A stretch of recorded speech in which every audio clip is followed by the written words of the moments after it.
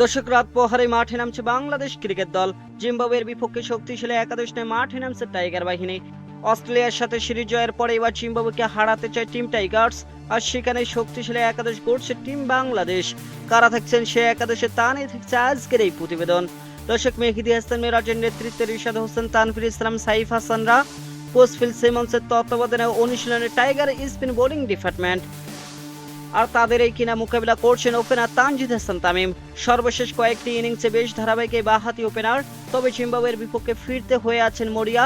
তার সঙ্গে জুটি বেঁধে ব্যাটিংটা করছেন টপ অর্ডার ব্যাটার সৌম্য সরকার। ছন্দে ফেরার তাগিদে আছে সৌম্য সরকারের।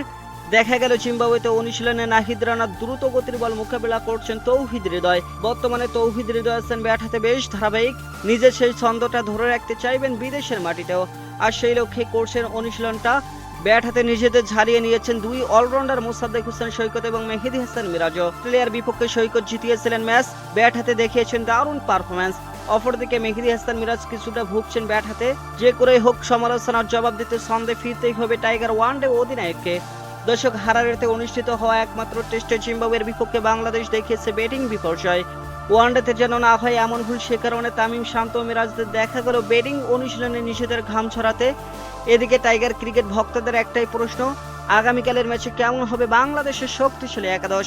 দর্শক, একাদশে ওপেনিংয়ে থাকবেন তানজিদ হাসান তামিম। তামিমের সাথে শেষ ম্যাচে ওপেনিং করেছেন সৌম্য সরকার। ব্যাটিংয়ে নেমে 50-র কাছাকাছি গিয়েছিলেন তিনি।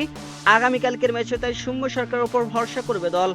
এদিকে টেস্ট দলের অধিনায়ক নাজমুল হোসেন শান্ত আসবেন নাম্বার 3 পজিশনে। এই মুহূর্তে দলের সেরা ব্যাটারও তিনি। লিটন কুমার দাস থাকবেন না ইনজুরির জন্য, তাই নাম্বার 4 পজিশনে আসবেন তৌহিদ হৃদয়। স্কোয়াডে আছেন নুরুল হাসান সোহান। ঘরোয়া আসরে মিডল অর্ডারে সফল হয়েছেন সোহান। আরও একবার মিডল অর্ডারে ব্যাট করবেন তিনি। সেক্ষেত্রে নাম্বার 5-এ আসবেন এই উইকেট কিপার। দর্শক, লিটনের বদলে কিপিং এর দায়িত্বটা থাকবে তার কাছেই। নাম্বার 6-এ থাকবে গত সিরিজের প্রাপ্তি মোসাদ্দেক হোসেন সৈকত। অপরদিকে নাম্বার 7-এ আসবেন অধিনায়ক মেহেদী হাসান মিরাজ। আগের সিরিজে ব্রেঞ্চে থাকলে এবারে একাদশে ফিরতে পারেন রিশাদ হোসেন। শেষ ম্যাচে দুর্দান্ত করা শরীফুল ইসলামও থাকবেন। দর্শক, পেস আক্রমণের শুরু একাদশে থাকবেন ফিজ নাহিদ রানা। সেক্ষেত্রে তাসকিন আহমেদকে রাখা হতে পারে বিশ্রামে।